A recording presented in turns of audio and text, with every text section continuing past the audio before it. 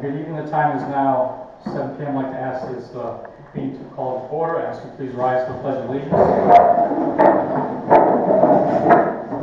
I pledge allegiance to the flag of the United States of America and to the republic for which it stands, one nation, under God, indivisible, with liberty and justice for all. Mark Daggy. Kevin Cunningham. Daggy is absent. Item C, approve the meeting minutes from the Board of Select meeting from July 14th, 2025. Just one correction. Item 6. I made the motion and Peggy seconded. We have it just the opposite. Okay. And with that correction, I'll make a motion to approve the meeting minutes for 7/14/25. I'll second. Any other discussion? All in favor say aye. Aye. Aye. Public comment. Anybody here from the public wish to speak?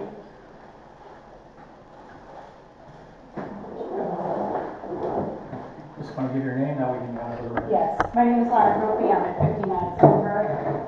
First Selectman Cunningham was very nice to forward me a preliminary copy of the Ordinance 143 that will go into reading tonight. I just want to offer a brief suggestion in regards to Ordinance 143, which regulates hawking, peddling, soliciting, and vending in the town of Plainfield. Given that some vendors are operating on public property, especially on public beach with watercraft rentals, I would strongly recommend that the ordinance be updated to require vendors to provide a certificate of insurance naming the town of Plainfield as an additional insured. This is a common practice in other Connecticut towns, and it protects the town from liability in case of injury, food-related illness, property damage, or any water incident. That said, I actually support going a step further and calling for an outright ban on vending at all recreational places like the public beach, the town gazebo, and ball fields, as these are for outdoor enjoyment and not solicitation. Aside from my liability concerns, these vending licenses can easily be used as a front for criminal activity, including drug dealing, human trafficking, or even sex trafficking. It's not a nuisance issue, it's a potential public safety threat, and I believe the town should treat it as such. Thank you very much for your time. Thank you. Anybody else? Yeah, Mike Smith, there's no ordinance in place? The ordinance 73 is an older ordinance, and it talks, and that's why we were looking to redraft a new ordinance. It would repeal ordinance 73 if we approved. So that's where we are right now. And the issue has been some of what you heard just now, right. Where it states there is the current one states that you have to have go through the permitting process by way of if you're from out of town. Says nothing about in town. Okay. All right. Yeah, I just always thought there was probably some sort of an ordinance in place because I think that now does the town own the public beach? Correct. Okay. That part is clear. Okay. So it's all right. Understood. Okay.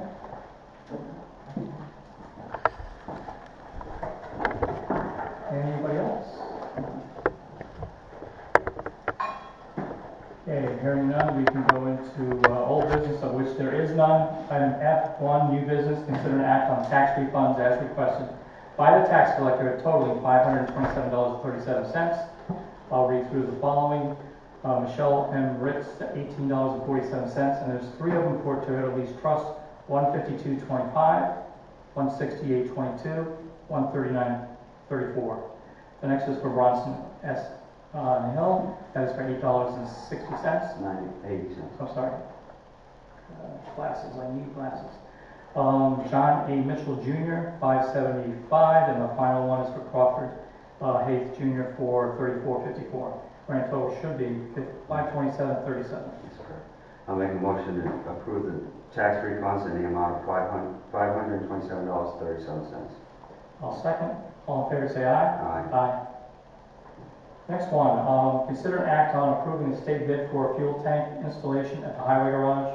We had allocated monies from ARPA to do the purchase, and at this point we're about to utilize the monies that we had been approved in the budget to do up to $35,000 to prepare the tank by putting in a pad. So I gave you some background data on it as well, so. Yep, I read it all. And that was the only bid we got. Uh, That's the state bid. Yeah. I got it now. I'll make a motion to approve the state bid for the fuel tank installation at the highway garage to service station equipment in the amount of $34,569.78. I'll second. Any other discussion? All in favor say aye. Aye. Aye. Item 3, review 3 proposed ordinances for their first reading, 143, 144, 145. So I can go through those with you. Again, these are draft. What we'd like to do is give a first reading through them, take input on how we'd like to modify it if possible. So it works for the town, it works for us to be able to protect. And I think that was a good idea from the president talking about the insurance. I think it needs to be reinforced a little further, but at least it's a first draft. I like the other idea too.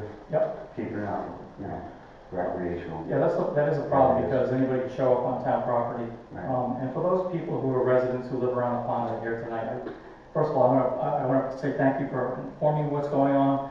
I can't get down there every day, and fortunately that person is there every day. For anybody that wants to see what's going on, there's some great pictures I've been taking over the past few days, past few weeks really, of somebody going to the beach. There was a fire pit in there the other day. They've dug trenches, this person, trying to sell food, as in hot dog, without safe serve, or anybody having a safe serve license on site. So the health district was called on that. But there's so much going on there and other places. I just want to make sure it's fair to everybody, not just the town of Plainfield, but to the vendors as well. So we'll read through that. We'll make comments maybe at the next meeting, suggest some modifications to it. I'll have the attorney look at it and we'll go from there. But for those people who always thought, no, I forgot to ask or forgot to mention this, just email and I'll read through those comments and go from there. Yeah, would that keep like a resident from getting permission to sell on town property? This way it's written right here, we have to go through, and just so you understand, there are some exemptions. So, like, we have to think of everything, including like Girl Scouts, Boy Scouts. I mean, you have like in the park out here when Yeah. Rah shows up. Again, we have to go through all of that to see, make sure we're covered. Yeah. So we will look at that. Is there any other items on that? Nope. No, I think we discussed this not too long ago too, Yeah. right? That and the open burn. Open burn came from our fire marshal talking about what happened last year. We're in that red zone for quite some time. People were just burning. So he had drafted something up to review. I think it's written very well. He gives him more authority at that time to be able to enforce the ordinance and make it safe for the town. And the last one, I did talk to the chairperson from the Ag Commission today. I sent him an email last week, and since I didn't hear back, I just called directly and said, we want to work with you. This is a great right to farm ordinance for those people who understand. So I talked to Jenny today about it. It's just a draft. We're going to go forward with it with any other suggestions, but we want to make sure we are all set to do that. I'd love to be able to do this. I'd love to be able to put all three together for a town meeting to save multiple meetings. But I think the urgency of the first one is critical. The quicker we get to that, and so people understand when we're looking and reviewing ordinances, we'll usually have a first reading and a second reading and vote. That's from the selectmen. We would then set up a town meeting for information, and possibly another meeting to pass it, pass or fail, whichever. But then also, if it's passed, it has a 15-day cycle according to the state of Connecticut. So you can see how far out this could be. All. Yeah, but as long as we have something in place, eventually, I think it'll help. Absolutely. That's all that matters, yeah. So we'll continue to take notes on these and I did read this one over the weekend. Yeah. I like what's there. Yep. I do. I don't think there has too much to be revised on that. Yep. I'm glad they got it forward. All right, so the next one, item 4, because I was just reading, so item 4, consider an act on appointment to the Ethics Commission for the vacant Republican seat serving January 6, 2025 to January 1st, 2029. You have 2 letters of interest there. One from Patty Schneel and another one from Don Van Cedarfield. So what is your pleasure at this time?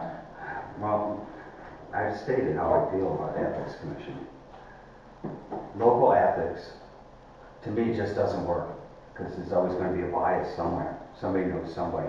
I read over letters of intent from the previous members we put on. And like, the biggest thing is they're lifelong residents. You know everybody. You do. And I thought about it today. Criminals, they get the right to go to a jury of peers, but peers that don't know them, because they would have a bias. And don't our employees, our town officials, don't they deserve that? I think it'd be better if we did consider this in the charter revision that we're putting forward and go to the state where people don't know the one that's going before the Ethics Commission, and they can make an unbiased decision. I sat through 2 of these. I videoed them, and both ended with no's, because there were some yeses, but you need 5 votes affirmative, and there weren't. That didn't happen. The only thing that came out of the first ethics complaint that was done in 18, I think, maybe, was that we found out that nepotism was just family members that resided with you. So I did bring that forward to the charter revision to include steps, in-laws, because that was the problem, was somebody gave a bid to their in-law that lived with them. So that's why it was brought to the Ethics Commission. But still, there's bias there, and I have a hard time with this. I'm having a hard time with this. There's one letter of intent here. Her husband's a town employee, correct? Mm-hmm. Who works for the police department. You know, everybody can say they're not going to have a bias, but I'm having a hard time even picking somebody. I know the other applicant too. I know both of them. Well, Patricia I don't know as well, but I know her position. It's just hard for me. I wish we could just consider bringing that forward to the Charter Revision Commission. The letter of intent from that person shows me, yes, they worked in areas where they had to have ethical behavior. I see that. That's with people that, you know, they don't know. They come in their workplace, whatever. This is a town. We know everybody. So I'm having a hard time with it. If you want to, I don't know if you want to table it till Peggy's here and discuss it further. I think that would be fair, only because I'd like to have her input on it as well. So you want a motion to table? I'll make a motion to table it until the next meeting. I'll second that. All in favor? Aye. The only other thing we have on our agenda is item 5, entertain a motion to go into executive session to discuss real estate transactions by a political subdivision when publicity would likely cause a price increase. Again, I think we need to have Peggy in that meeting.